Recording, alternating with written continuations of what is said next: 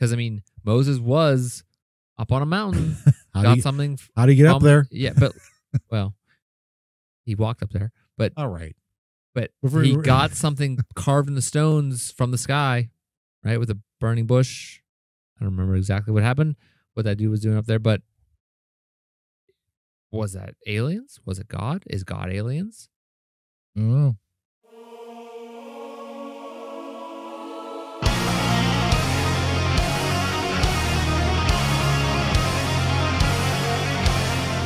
Hello, everybody. Welcome back to Mysterious Pals. My name's Chris. This week, I got the silliest boy on the block. His name's Jordan. Oh. Welcome aboard, Jordan. All aboard. You're here to take the Mysterious Express into Mystery Town. Choo choo. Yeah, it runs like on electric though, so there's no choo choos. Zap zap. I don't know. Anyway, welcome everybody out there. Thank you for tuning in, and we are so happy you're here because this week we're talking about something that I don't know if it's. I don't know if this is considered sacrilegious, maybe, or... Oh, boy. Where are we going? Yeah, so maybe no one will ever see this episode. We'll see how it plays out. Anyway, as someone who went to a Catholic school, K through 8... Sounds fun. Yeah, it is. I heard all kind of stories about the religious side of the world, the things that the Bible, things in the Bible. And I had religion class every day. And one thing that I don't really know if we talked about in our religious classes was topic of our story tonight. Which is? Well, first I'm going to ask you, what can you tell me about the Ark of the Covenant? Sorry, Dilliam. First off, what can you tell me about the Ark of the Covenant? It was in a movie. A very good movie. Steven Spielberg? Yeah. He found it and then brought it to the movie? Yeah. Harrison Ford was there. That was pretty cool. Yeah, doesn't it hold the 10 Commandments? Is that right? Is that the thing? Yeah. You tell me. Does it? I think that's what it was. Supposedly, it holds 10 Commandments. We'll go over what it is. But... So, okay, go ahead. No, I'm excited. What are you going to say? Was this actually in the Bible, the Ark of the Covenant? Oh, boy, was it. Okay. But what wasn't in the Bible was the answer to the question, was the Ark of a Covenant a weapon? Oh, wow. But the Nazis try to find out, huh? I mean, there's little rascals that are all kind of doing kind of stuff. No. So, was the Ark of the Covenant a destructive and potentially weaponized artifact? What we're going to talk about this week, because the Ark of the Covenant is one of the most mysterious, revered artifacts in religious history, especially in one very specific part of religion, the major religions, right? And there's descriptions of it in ancient texts, which give it, obviously, it leads to a lot of interpretations of what actually it was. Among these was that there's an intriguing theory, maybe a suggestion that the Ark may have been a form of a weapon. Okay. So that's what we're going to talk about. And I'll talk about why people think that and why people came to that conclusion. Although... It was Indiana Jones, that's why. Well... You think? Well, he was just looking for it. It doesn't mean... Yeah, but the Nazis wanted it. Why do they want it in that movie? Weaponize it? I don't know. I don't think it really matters. Was that theory that like he was completely inconsequential to that movie? He just kind of was... Yeah, remember we talked about that before. Something else. Not this show, yeah. Like they would have found it no matter what. They would have opened it up no matter what. Yeah, they would have died. No matter what, Yeah. So we're going to be talking about why people think it's a weapon. I don't know why the Nazis wanted it. It probably was for power, I'd imagine, because obviously that's something like, there's all these stories throughout the Bible and through history, and like people wrote tons of books on this, like if it was real, if it existed, if it was, there's the theory that it was, well, there's not really a theory, but there's a lot of scholars that consider the Virgin Mary as the new Ark of the Covenant because she carried Jesus. Okay. There's even stories in the Book of Revelations referencing her as the woman of the apocalypse. Virgin Mary? Yeah. And so I'm not going to go into all that stuff because it is really, obviously, the Bible is a thick piece of stuff, paper. And there's a lot of stuff in it. And those words are small. If someone had to carry one of my book bag from like kindergarten to 8th grade, those words were small. It's a hefty boy. Yeah. That thing was thick. Anyway, we're going to go into this today because I saw a couple videos on this, like theories. I read some stuff on it over the last couple years. I remember seeing like a documentary, maybe not when I say documentary, I'm like a History Channel type of thing of like that it was a weapon and this is why. And so I think it might have been like that crazy guy, the Chariot of the Gods guy, or not that guy. The Greek guy. The crazy guy. guy. Giorgio something or other, maybe. Yeah. The Ancient Aliens guy. Yeah. I've seen this the Ark of the Covenant thing pop up before, and I'm like, what mystery should I do this week? And I'm like, I'm not touching that. You think? Better you than me. Why didn't you want to touch it? Because religious stuff. Oh. But it was more or less just like, was it even a real thing? Or, where is it at? Yeah. I think it's more of a figurative kind of thing. The concepts are interesting. Yeah. We're not going to go into we're going to talk about that, but we're not really going to go into did it exist? Yeah. The purpose of it. I'm going to talk about the stories that are around it, referencing it to being an actual weapon. Okay. Or possibly a weapon. And there's some really interesting theories about how it can be considered a weapon to maybe give credence to them stories. Anyway. Here we go. Nice knowing you. Yeah. Well, it is. I mean, it's not like... No. What I'm saying, well, Jesus took a crap in this thing, and then Moses tipped it over and dumped it on people, and it created endless turds or something. I don't know. No, that's not what we're talking about. We're talking about, here's things that were mentioned in the Bible, and could have been a weapon. Could this thing be a weapon? Right. Yeah. All right. So, the Ark of the Covenant begins in the book of Exodus. Not the first book of the Bible. It's Genesis. Genesis, Exodus, Leviticus, Numbers, Deuteronomy. Wow. Look at this guy. I went to Catholic school. Yeah, I know, but I'm surprised you remember that.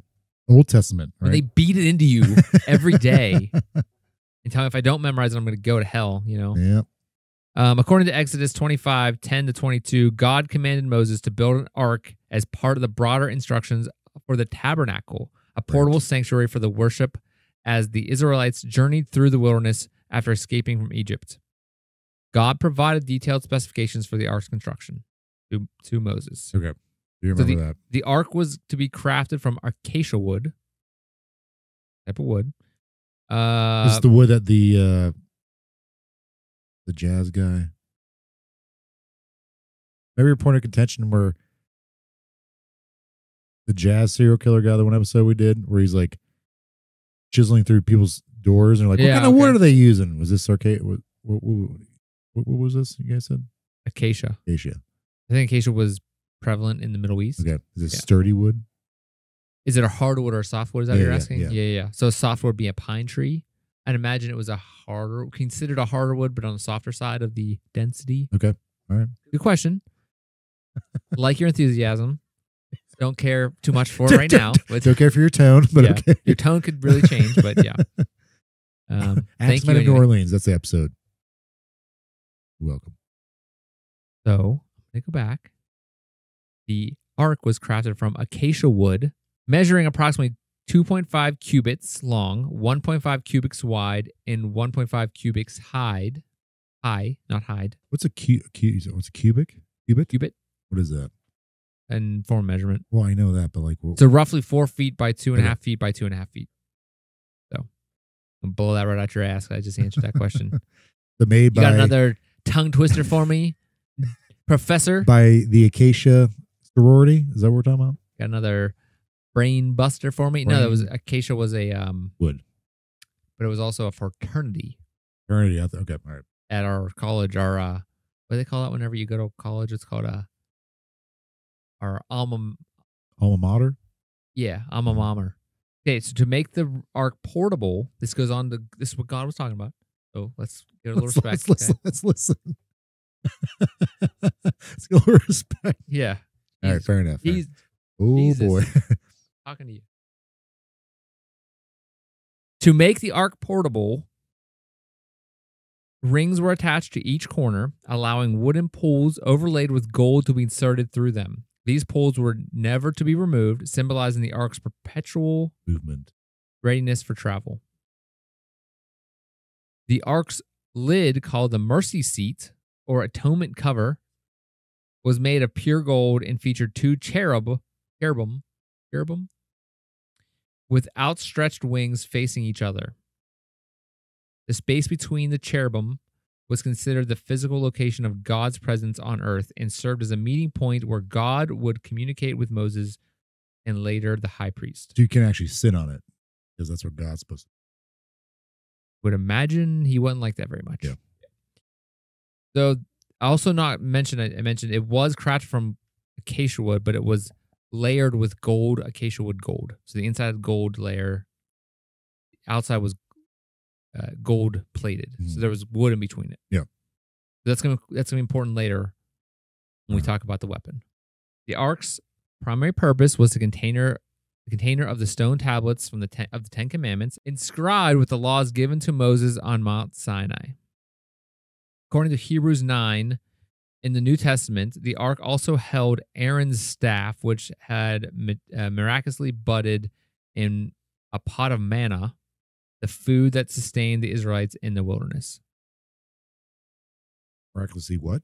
It budded. Budded? So it like gave them food while they were walking around 40 years. That would suck, walking around in the desert for 40 years. That'd be terrible. The Catechism of the Catholic Church teaches that Mary is metaphorically version of the ark, as I mentioned earlier. Yeah. Catholic scholars connect the pregnant birthing woman of the apocalypse from the book of Revelation with the Blessed Virgin Mary, whom they identify as the Ark of the New Covenant. Okay. That's where it gets full a little circle. Yeah, it gets a little wacky in there. Yeah. As far as Revelation's nuts, deep. man. I do remember reading that. It gets nuts. I think just in general, the whole concepts, like there's so many other people at this point in the New Testament, especially like bringing their information in, trying to make things of it. Then you have like scholars that come back and try to interpret this stuff. Look, it's like the most popular book ever or something ridiculous, like numbers wise, so it makes sense. There'd be a lot of people thinking about this, writing about it and interpreting it. Okay, let's go into some things that the ark did around with the peoples. Okay. What it did? Just listen. Shut your mouth. The ark accompanied the Israelites throughout their 40-year journey in the wilderness. It played a central role in their worship and served as a symbol of God's presence among them. One example of the ark's ability to protect them on their journey was the crossing of the Jordan River. In the book of Joshua, when it played a miraculous role in allowing the Israelites to cross the Jordan River. According to Joshua 3, the Israelites were preparing to enter the promised land after their long journey. The Jordan River was at flood stage, making it impassable. However, God instructed Joshua that the priests carry the ark. The priests carrying the ark should step into the river. Like jump in this terrifying river. Yeah, but they had the ark. When they did, the water stopped flowing, allowing the people to cross on dry ground. The priests remained in the middle of the riverbed, holding the ark until all the Israelites had crossed safely. This event parallels the crossing of the Red Sea from Exodus. Yep. The ark's presence is such a crucial moment, reinforced its roles as divine instruments in these stories, such as the parting of the Red Sea, but in this case, specifically the ark. Yeah. So that's one example of things that were going on with the ark that helped while the Israelites were carrying it around. Well, it was helping them. Yeah. Which I'm gonna go into like the bad side of it in a second here. Not the bad side of the ark, but what things came from it as a weapon. I mean, that I could see that line of thought where you're like, oh, hey, this thing's gonna protect me because God's always gonna be with this thing. You see that in that line of thought, maybe that could become a weapon. Yeah. Like I think that, so that may be one of our theories. Okay. All right. Like mind over matter type of thing. Like you think about it enough, it's going to happen maybe. Or I don't know. But if it's an instrument, this instrument of God, I can see how somebody like, I can weaponize this. Yeah. But would God let you do that? You'd hope not, Yeah, right. but what we're going to go into, you might see otherwise. I don't know. Okay. So let's talk about the ark as a source of power and destruction. So not only was this ark a religious symbol, it was reputed to have these destructive powers, which I had mentioned, and we're going to go into. These are documented. Some of these, the idea here is they're documented in as several incidents throughout the Hebrew Bible. Okay. We're going to go into a few of them, but I think there's still more that I didn't get. Some like I read here and there, and I was like, that one's a little touchy because there's things here and here. The scholars say this about it, and it's not interpreted right that I can really make it out. Well, yeah, I mean, there's all kinds of interpretations. Like you said, most popular book ever, so there's be all kinds of different interpretations. Very thick. In that book I had, the one I carried around with me, very thick, insanely small letters, probably like 8-point font, 2 columns per page. The pages were so thin. Were we talking King James version? What version are we talking? What's the difference? All right, go on. I honestly don't know. I don't know. Okay. I've heard people say that. I'm like, oh. Okay. Is King James the Vulgate one? Again, I don't know. The vulgar, from my understanding, comes from Vulgate, which is vulgar. The vulgar, someone says you're being vulgar, it means like you're being kind of like crass. Apparently, vulgar comes from Vulgate, which means was Latin for, I could be wrong, common tongue. The Vulgate, the King James version of the Bible, is supposed to be written for common people to be able to read. And a lot of people said because of that, certain things, nuances in the Bible got lost because of that. There's like obviously Greek versions was a big part, Latin was a big part. Yeah, I'm assuming you weren't reading the Greek. Maybe I don't remember. It's been a long time. You learned like Latin and you don't remember it. I mean, it looked fine. Yeah. Honestly, I fell asleep a lot. But it's crazy how many different versions of the Bible are rewritten, written, and especially when you think about like certain words can like change so much. Because I remember I like going through college, I did a lot of medieval classes, and I obviously deal with biblical stuff because it's a big part of the Middle Ages. And I was like reading different versions of the Bible and like different, what are they called? Like not stanzas, but Proverbs. Yeah, they'd totally be Psalms? different. No, it'd be like a Stanzas? sentence. Stanzas. A certain line would be very different based on like, I would read it very differently based on what version Your I was reading. interpretation of it was different than others. Yeah. That's kind of like art. And then you have people, sure, yeah, but then you also have people like scholars going over debating it, what the actual meaning of these things were. So like, this is a very, especially when you think about like the hard Bible. I feel like hard thing to like research. Yeah, especially to like interpret, and especially, well, you think about 150 years from now, how are people going to interpret it differently? Sure, but this whole area is such a big part of big group of people's lives. Yeah, very influential. You think about the other side of this, where up until the 1450s, everything was hand copied. So when you have people hand copying these books, any book, there could be small changes, depending on the part of the world they're in. Because it was like Gutenberg invented the movable type printing press. There was already printing presses, but he didn't technically movable type printing press. Wait, there was already a printing press? Yeah, China had them. Like the printing presses, as far as like they carve stuff into like a stone or something. They carve something into something, and then they, made one giant plate. But a movable type printing press was different. They had individual letters that it was loading in the plates. I know the Gutenberg Bible, I think, is the most translated. So that was he printed that. So the idea was that the first year of the Gutenberg printing press, he made 13 Bibles in 1 year, which was like unheard of. You're like, oh my God. So that's a lot of printing. Yeah. But movable type made that possible. The idea of like having different fonts, different. You can misspell things or whatever, move type around a little bit here and there, make it bigger, make it smaller. Where printing presses prior to that were more just like block, a block that they was like carved it. Yeah. This way you can make one page and quickly. All right. So let's go into these power and destruction instances. So the first one we're going to talk about here is the fall of Jericho. You heard about this? You know about this? Fall of Jericho? The walls of Jericho? Yeah. Didn't you like a show called Jericho? Holy crap, I forgot about that show. Yeah. It was like 1 or 2 seasons. Because a nuclear bomb goes off. And Is that what it was? yeah.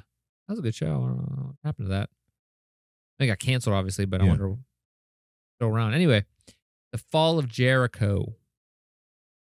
So in the book of Joshua, the ark plays a central role in the conquest of the city of Jericho. After wandering in the wilderness for 40 years, the Israelites, under the leadership of Joshua, were poised to enter Canaan, the land that God had promised them. Jericho, however, was a heavily fortified city, and it was one of their first major obstacles getting to Canaan. The city's thick walls were renowned, making it nearly impossible to conquer under conventional means. So I think even through history, like even obviously we're talking about it in kind of one side of the story, maybe, but like I think historically this was a place. Yeah, I think so. So yeah. It makes sense this actually could have happened. Not necessarily because of the ark, but the timing was right. Yeah. And this may have been, I'm jumping ahead of this, but this may have been a symbolism type of thing where like they convinced the people of Jericho to let them pass, that type of thing. But anyway, back to our weapon.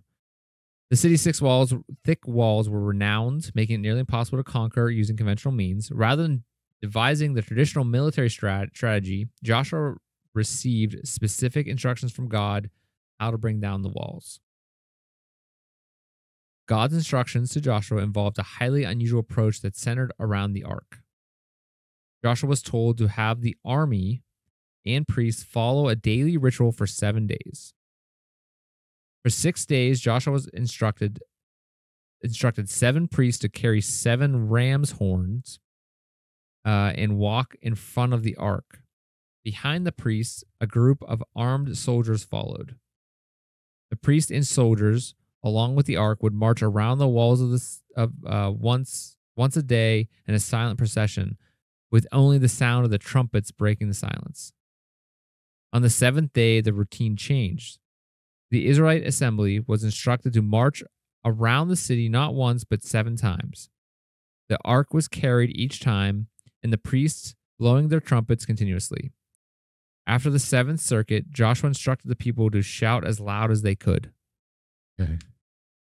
As the Israelites followed Joshua's command and shouted, the fortified walls of Jericho miraculously collapsed, allowing the Israelites to enter the city and capture it easily. So that was one instance of it being used as a weapon. Yeah. In the time of Samuel, who was part of Israel people, he's mentioned a lot in the Hebrew Bible.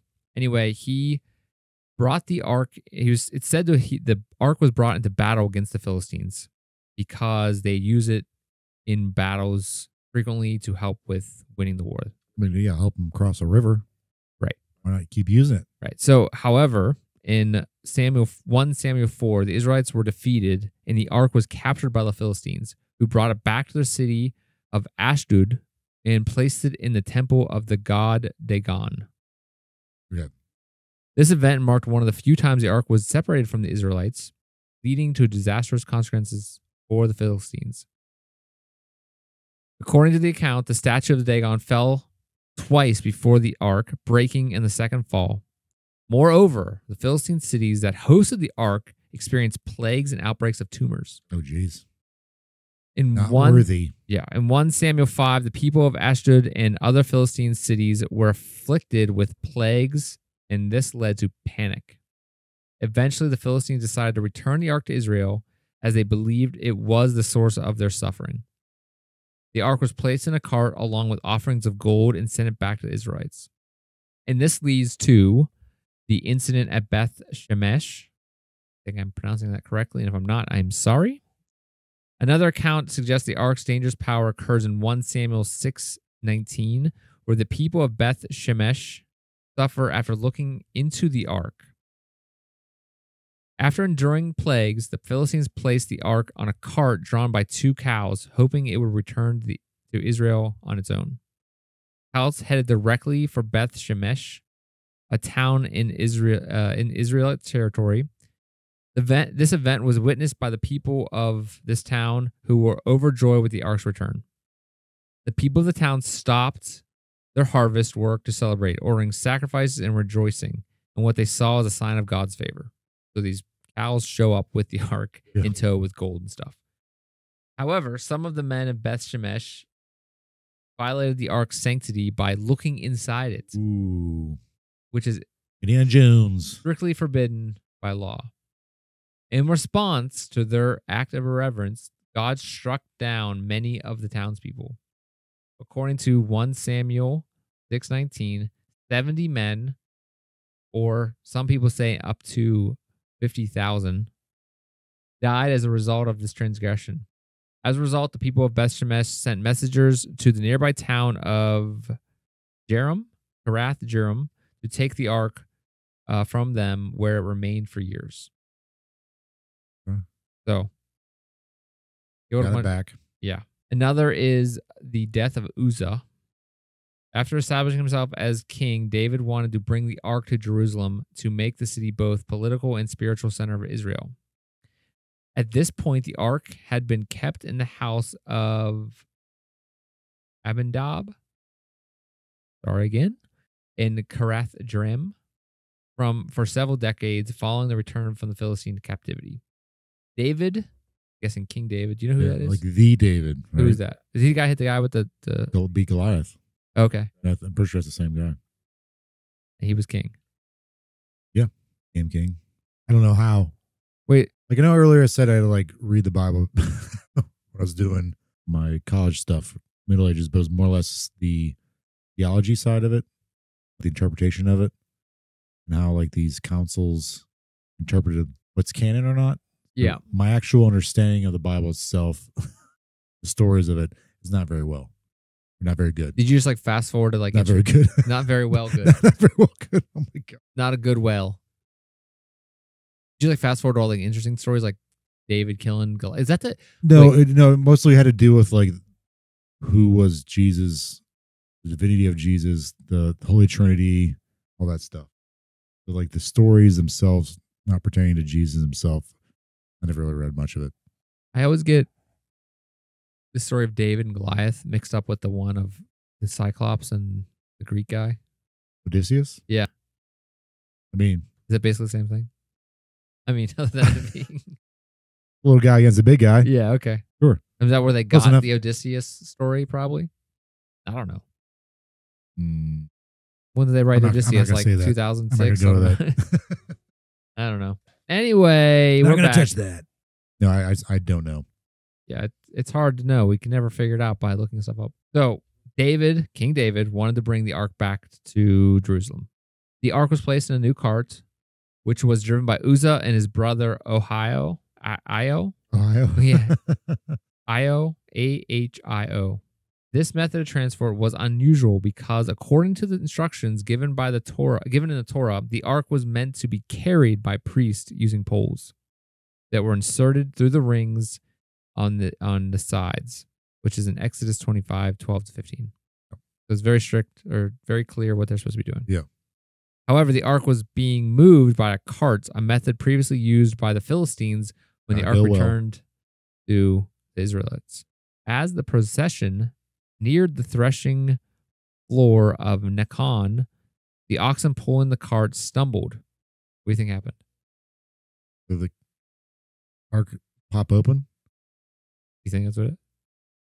Then what happened? It's just like they're like, "Oh crap, fill it back in." Well, everyone died because they saw something, or they were. Well, then how did they get it back in the box? I don't know. Someone else came along and found it, or just closed their eyes and pushed it shut. Okay. They're like, "Oh, we're just wandering around like this." Like, it's that Bird Box movie or something. Like, we got it. All right, it's closed. Again, so the oxen pulling the cart stumbled. Seeing the ark shift, Uzzah instinctively reached out his hand to steady it, preventing it from falling. As soon as Uzzah touched the ark, he was struck dead by God for his action. But he's trying to do a good thing. The Bible states the Lord's anger burned against Uzzah because of his irreverent act. Therefore, God struck him down, and he died beside the ark. Although he wasn't supposed to put it on the cart in the first Correct. place. They're supposed to carry it. Priest was supposed to carry it. There you go. But basically, he was told, He's hey. cutting corners. Well, he was told to bring it to David. Maybe they didn't give enough people. They're like, hey, can you just drop this off for me? You going by there? Can you just throw this on the porch? Real quick for me? Yeah. Like a old school, Amazon guy. David, shaken by this display of divine power, halted the journey and redirected the ark to the house of Obed-Edom,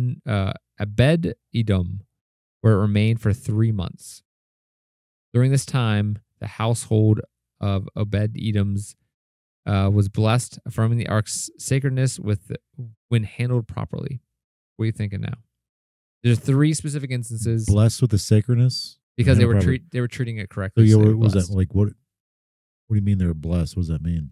Like, it just says they're blessed. Like, they treated it properly, so they were. It's probably one of those things like you treat it right and you're going to be okay. Yeah, but how? Like, what happened? Look, dog, I didn't go that deep. That's a tangent we don't need to go down. If you'd like to read it, go ahead and grab the Bible and give it a whirl. So, what we're going to go into now, we're going to interpret the ark's power, or the ark itself, through a technological lens from today's view. Okay. Because we know that this story is old and it's been translated millions of times. Sure. But also, according to these stories, like there's some power, divine power associated with killing this. Things. Yes, associated with. That's killing people, living things. Yeah. And it's happening sometimes instantly. Sometimes it's happening the entire Right. And there's other instances, like just go look up the story. There's other instances of this being the case. Knocking down walls, impenetrable walls is another instance. So today, if we said, hey, this thing that the military has is knocking down walls, we're like, oh, it's a bomb or something like that. Yeah. Ram. What? Like a ram. The ram down the walls. Oh, you're talking about the doors? Yeah. Like running through like medieval? No, I'm saying in modern Or terms, they drove a tank into it. Yeah. Okay. Yeah. So like the SWAT team has like a big yeah. thing they knock doors down with. She's saying it could be something like that, but this is like all the walls fall down. So it's just a bunch of SWAT guys out there like, God, go faster. Or it's faster. a domino effect. Yeah. They got lucky. Hit the right spot. Yeah. What about making all those people sick? What technology can do that? Military technology could do that. Yeah. Make entire cities sick. Boils and tumors and stuff. Right. COVID. What can make someone die when they touch it instantly? Yeah. See? You got nothing. Yeah, got nothing. Yeah. Descriptions of the ark's effects on people and structures have invited speculation from historians, scientists, and theologians on whether the incidents could have been caused by advanced technology. So we in modern times people in modern times have tried to interpret ancient texts through scientific lens, have led to theories about the ark's power being akin to the radiation electrical discharge phenomena associated with nuclear or high energy devices. What? So let's go into these theories. How would that? Just All right. hush, child. Let me hold you into my bosom and talk to you about power weapons. I'm going to take these craziest to most realistic. Okay. I like that. Okay, thanks. I like to do. But before I do this, I'm going to hear what you think what this is. Was this real? Was it a weapon? How can it be considered a weapon? Looking from a technology standpoint, what's it considered?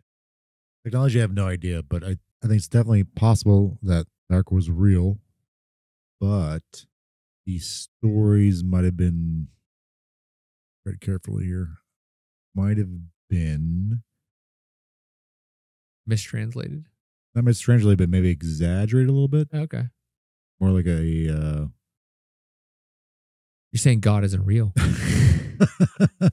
No. I'm just saying that maybe... Because we always talk about this when, like, something bad happens to the community, they immediately think it's like, oh, they're cursed or something like that. But it could be like an allegory, or like a fable, or a moral. sort of morality, like treat this thing with respect. Otherwise, something's bad going to happen to you. I'm not saying the Jericho wall thing didn't happen or the Philistine thing didn't happen, but maybe there might have been some exaggeration just to make themselves look better. Drive home the point of how sacred this thing is. Yeah.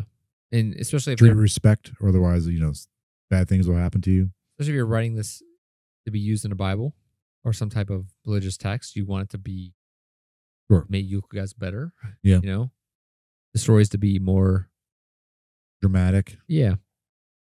So let's go into the first one's going to be the ancient technology theory. Some suggest the Ark was a piece of advanced technology potentially passed down from a lost civilization or gifted there it is by extraterrestrial beings. Okay. Because Moses was up on a mountain, something. How do you get up there? Yeah, but well, he walked up there. But all right. But he got something carved in the stones from the sky, right, with a burning bush. I don't remember exactly what happened, what that dude was doing up there, but was that aliens? Was it God? Is God aliens? I don't know. So the theory draws on the alternative histories that suggest advanced technologies existed in ancient times, Atlantis, though much of the knowledge was lost, typically. How convenient. Proponents argue that the Ark could have functioned as a power source or advanced energy device. Because imagine if you got like a M16. Well, we talked about this before. You brought this up before. Like, if there's anything you could bring back in time with you, what would it be? Like, seeing how people react. That somebody would be like, "Oh, you're a witch, or you're the devil, or you're God, or whatever." Depends if you can murder them with it. Yeah. Something that powerful, like, yeah. Look what I can do. Right. Like zap your walls down in a second. You'd be like, "Oh crap!" So. Claims of ancient technology often include artifacts like the Baghdad battery. I've seen that before, yeah. Ooh, okay. I've looked too much into it, but I'm like, battery acid, bro. Acids. Yeah. Anyway, someday maybe we'll talk about that. As evidence that ancient civilizations may have had rudimentary knowledge of electrical power. Kind of goes into that. All right. However. Possible, right? Go to the next one. All right. Radioactive or nuclear theory. Ooh, how? Some modern theorists suggest the Ark may have emitted radiation or even housed radioactive materials, leading to illness and death from those who came too close. Those stories of plagues, tumors, and illnesses striking those near the Ark, such as the Philistines, who stole it and subsequently suffered outbreaks, are sometimes interpreted as symptoms of radiation sickness. The death and illness associated with the Ark's presence, especially in the case of the Philistines, has led to speculation that the Ark emitted a form of radiation. In modern times, radiation sickness can cause symptoms that might be analogous to the plagues described in the biblical text. This notion is often invoked in comparing the Ark's nuclear technology to nuclear technology, which can emit dangerous levels of radiation leading to sickness and death. Would the wood and like gold-plated stuff cover? Like protect people from getting radiation sickness, even if they don't touch it. If they're near it enough, wouldn't it? Maybe. Wouldn't everybody get sick eventually? Yeah, but maybe it was with them for 40 years. They're carrying this thing, right? They all just die because of that. Maybe it was closed, like you said. Maybe the gold. Gold plated could have contained it, and the Philistines opened it up. Yeah, and then I got radiation sickness. The deadly consequences of mishandling the Ark are cited as possible evidence of exposure to highly dangerous materials or device. Some suggest the Arks contain a radioactive substance or artifact passed down through ancient civilization with advanced technology. We another thing that the two can be combined. First two. Sure. Yeah. Could Moses have gone up there and been given uranium? Maybe the stones were somehow irradiated. Yeah. That's possible. I don't know how irradiated it could have been. Uranium and that type of stuff. They part the Red Sea with a nuclear explosion. Last time I checked. What's that old school movie? It's like, is that the Ten Commandments? Is that like Charlie Heston? Charlie Heston? Charles Heston? Charles Heston. Is that what? Is that Charles who's in it? Teston? Teston, yeah. Yeah, he was in that. He wasn't the boat guy, right? No, that's Noel. Okay. Yeah, he was Moses. I think it was very big with grandparents. Yes. Yeah. I think it was a very big deal. But also, I think like technologically, that scene was a very big deal. Oh, okay. Yeah. I thought this. Oh, Charlie Heston. I thought it was recorded in real time. I don't know. You mean he didn't do that? Wait, he didn't really part the Red Sea? Yeah, I thought that was just like real I time. didn't think it was a reenactment. Anyway, another instance or another theory is that it is the ark could have been acoustic or sonic resonance. Goes into the sonic resonance theory. So the theory suggests that the ark used sound frequencies or vibrations as a form of energy. When priests circled Jericho carrying the ark and blowing trumpets, they may have created a resonant frequency that weakened the walls. It's like an amp? Kind of, but like over time as it like took things at like maybe really high or really low decibels, they were reflected. I've seen this before, like it can be reflected. It's kind of like how an echo works. But if its echo is like reflected and concentrated, the way it's reflected, it could cause things like that. So people got sick because it could play the brown note? Well, what about those people in the snowstorm thing, the snow avalanche thing? Yeah. What about them? There was a theories about like the sound of the wind caused them to go crazy and run out of the tent. Oh, yeah. Same kind of theories, like a sound can really mess with people. Sure. Sonic and acoustic resonance is a real phenomenon. Certain frequencies can cause materials to vibrate, even to the point of structural damage. Yeah. As you said, the brown note. Proponents have argued that the trumpets and movements around Jericho could have combined with the ark's supposed powers to generate a destructive frequency. Resonance is capable of breaking down physical structures using specific conditions, and some speculate the rituals surrounding the ark may have harnessed a natural resonance frequency inadvertently. Okay. So they just happened upon it. They had sounds coming out over time that caused the walls to break down because it was the right frequency to ruin that. How long will that take, though? I mean, depending on the frequency, it could have been instant. No. Another Next. one. Now, again, this is like unlikely to likely. Yeah. Okay. Next one is the electrical capacitor theory. You know what a capacitor does? Like the thing from Back to the Future? No. Flux capacitor? No, the real electrical components. No clue. Capacitor stores like electricity until it's needed, so it's like Sure. it can absorb bottom of electricity and shoot it out really quickly, like for like purpose, for whatever it is. Like, let's say like, we have a robotics team and it needs to spin up we have BattleBots team spin up their motor. We use a really pretty big capacitor to store a bunch of energy. So sudden burst. So we could sudden burst to get it moving really quickly. Okay. So everything has capacitors in it, depending on the type of components it needs. All right. It also, capacitors can be dangerous because they can discharge if they're not disposed of properly. Okay. They can discharge, like big stereo systems use capacitors. You know, I know when people were doing that to their car, capacitors were a big deal. In like a giant capacitor, but that can be like kill you if you don't use it right. Jeez. It just stores electricity until it's pulled out. Okay. So some researchers propose that the Ark of the Covenant may have functioned as an electrical capacitor, a device that stores and releases electrical energy. The Ark's construction materials, wood overlaid with gold, could, in theory, create conditions for static electricity to accumulate. Gold, being highly conductive, could allow for a build-up of electricity charge if the Ark were manipulated under the right environmental conditions, dry climates, conducive to static electricity.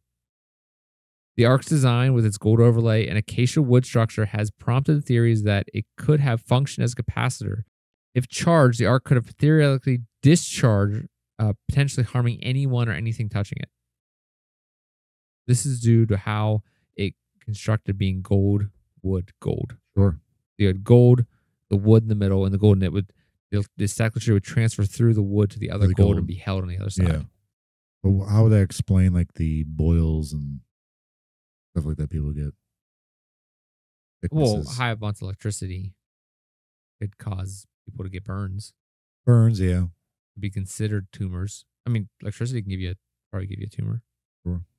if you live under power lines, they say that can give you cancer. I'm just saying, like, there's this high energy line. Yeah. There's theories about that. I don't know if it's true. I'm not a doctor. Accounts of people being struck dead upon touching the ark, such as the story of Uzzah, are sometimes cited as possible evidence of the electrical discharge. So he touches it, he died. Yeah. If the ark stored electrical charge, someone touched it, might have indeed been fatally shocked. Think of lightning striking. Of course, yeah. But what were some of the other curses that happened to people? I mean, like a plague kind of thing happened? Was that one of them? people were getting sick around it, but Yeah. like, could that have been discharging electricity, giving them swords and stuff? I don't know. Like, Okay. so some of these might not match up to every story. Some of them might. Yeah, I'm spitballing here. Let's go into that. Was the electrical capacitor theory, which I think is pretty interesting. Very interesting how it works and the concept behind how capacitors are made. Sure. And how they're used and that discharging it. I mean, this guy could have been, Uzzah specifically could have been struck by lightning at the right exact time he touched it. Yeah. But a discharge electricity like that makes a lot more sense because it is, and this has been a lot like in the story, the shows I mentioned, scientists and like engineers and stuff breaking down like gold could make a pretty powerful, it could store the electricity in the wood some way. Okay. And then discharge through the gold. Interesting. All right. Because it was so dry and electricity was a thing. All right. I got two more. Thank you for sticking with me. Next one is psychological or psychosocial theory. This theory views the ark as a symbol of power rather than literal weapon. The psychological and cultural importance of the ark may have heightened the Israelites' morale and confidence, affecting the outcomes of battles. Sure. The social cohesion it provided them. Okay. Presence of powerful and sacred objects representing the divine support could significantly influence the behavior and morale of individuals. Stories of the ark's destructive capabilities could have been metaphors or legends emphasizing God's authority and instilling fear in the opponents. Symbolism. Yep. The idea of the ark brought God's direct support to the battle and national decisions was central to the symbolism of it. For instance, the fear it instilled in the Philistines may have been psychologically rather than due to the actual destructive force that caused them to get sick. They felt they were getting sick because they took it because of the concept behind it. Yeah. Bad juju. Who? I didn't know her. They thought might have had bad juju, like superstitious kind of thing. On the Philistines part, like this thing. We know this. We're sick, and they're like, this must be from this thing, so let's give it back to them. Meanwhile, they might have gotten all the plague and just coincidence. Yeah. And our last theory is the symbolic and allegorical theory, as you mentioned. Mm-hmm. Some scholars interpret the Ark of the Covenant's power as symbolic representations of divine authority rather than literal descriptions. The Ark serves as a representation of God's covenant with Israel and reinforces the cultural importance of obedience and reverence. Allegorical interpretations of religious texts are common, especially in the context of narrative intended to convey moral or theological lessons. Stories about death resulting from mishandling the ark emphasize the sacred nature of the covenant and the need for ritual purity. A consistent theme of reverence and consequences for disobedience suggests that the stories surrounding the ark may be more about enforcing moral lessons than documenting actual events. Yeah. So, that is the story of the ark. Now, there's other stuff out there. I didn't want to go too long. We're already going kind of long. So what do you think the stories of the ark being a weapon come from? Was it true? Was it not true? Was it symbolic? What?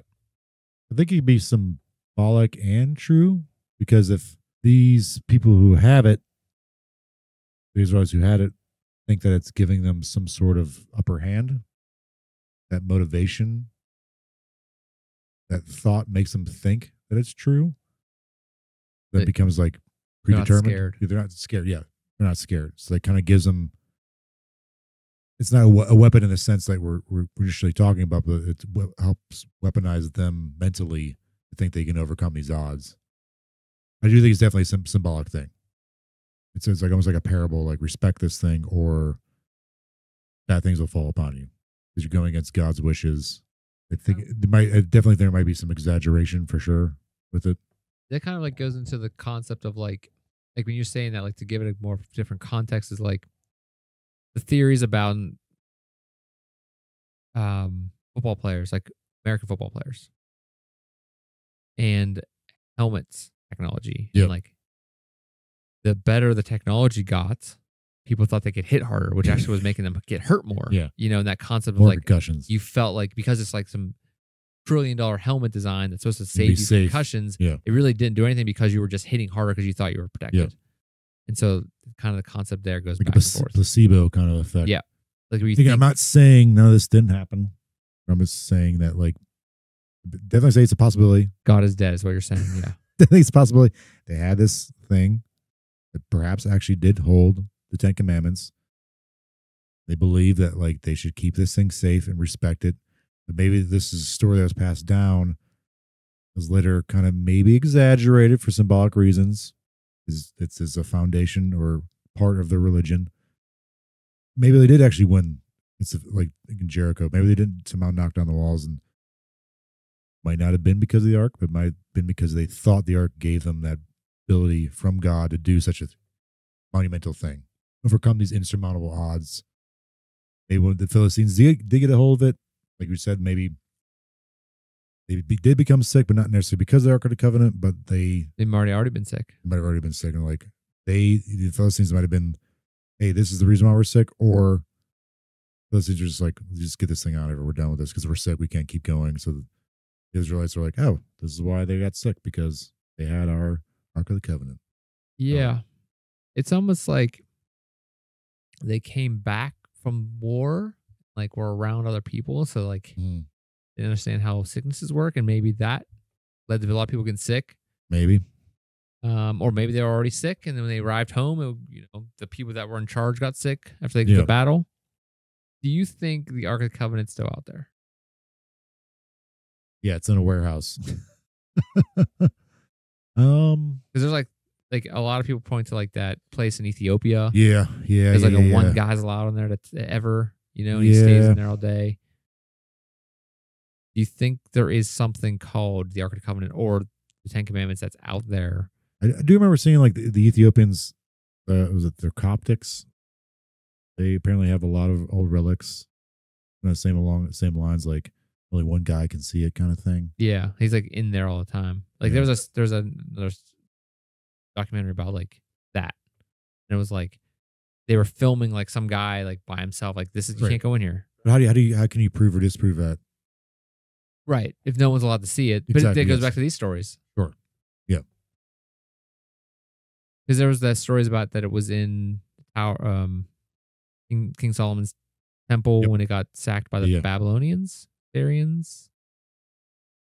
And so that's where it went. Yeah. Or it was destroyed there, or it got taken there and then destroyed, or it's still there in the, in the caves or the mines underneath. I don't know, it's just hard because, again, I'm not a Bible expert, but I keep hearing, or I've heard that like maybe there might be some truth to the Bible, but it might be exaggeration. You might not necessarily literal. Like some of these things never, like guys, what was the one guy in the Bible lived to be like 800 years old or something like that? Like, I don't know.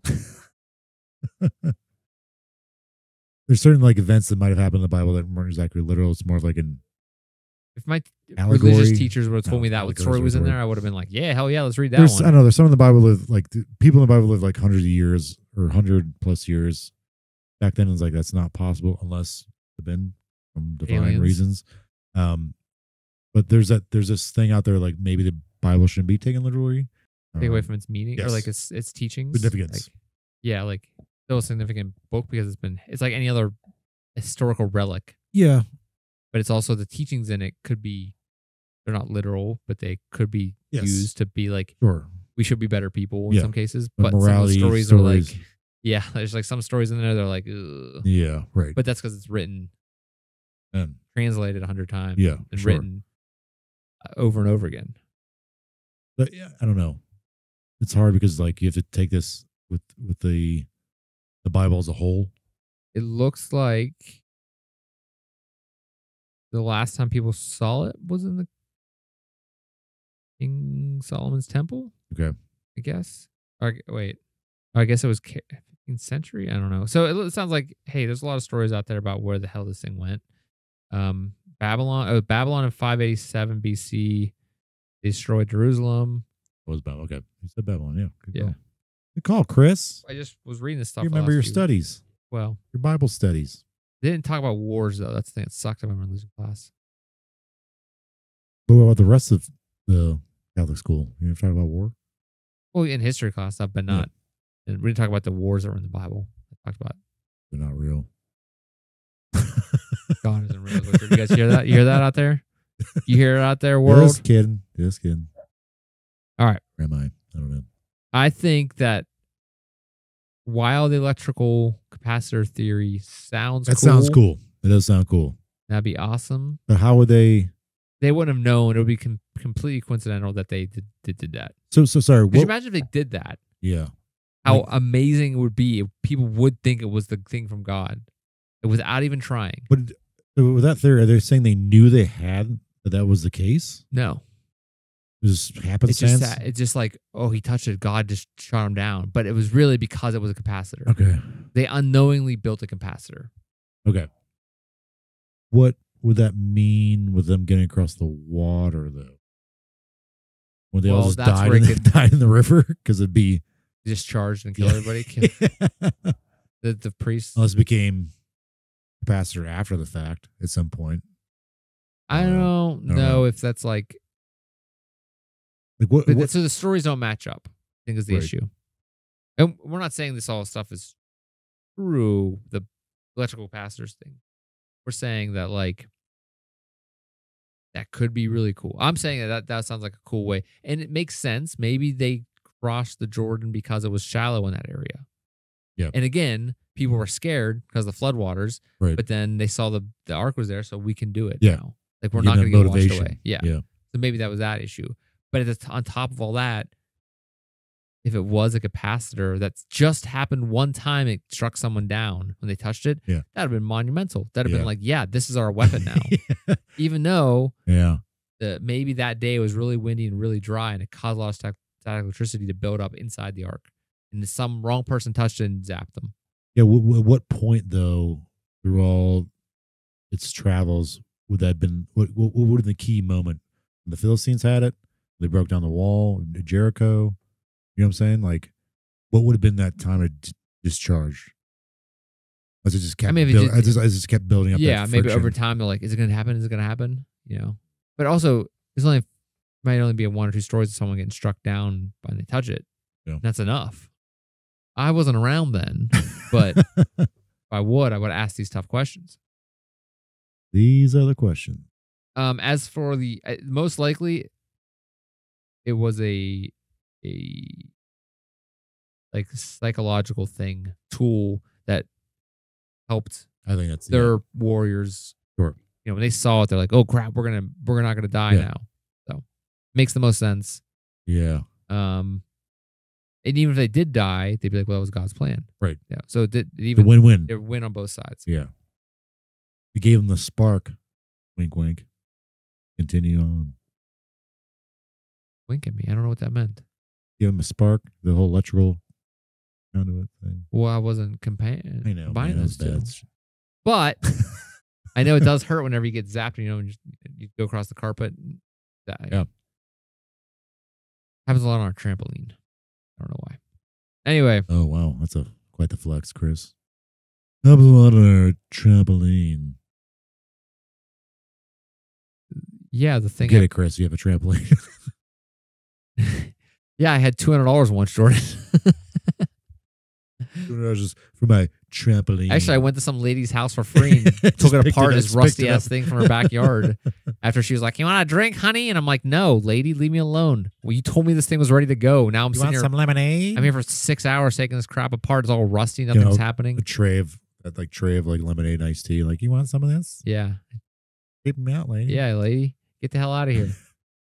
Anyway, tell your dog to quit biting me. Anyway, we got no answers. Thank you for being here. Jordan, thanks for coming with me. Hey, thanks, Chris. Sorry out there for everybody we offended with this episode.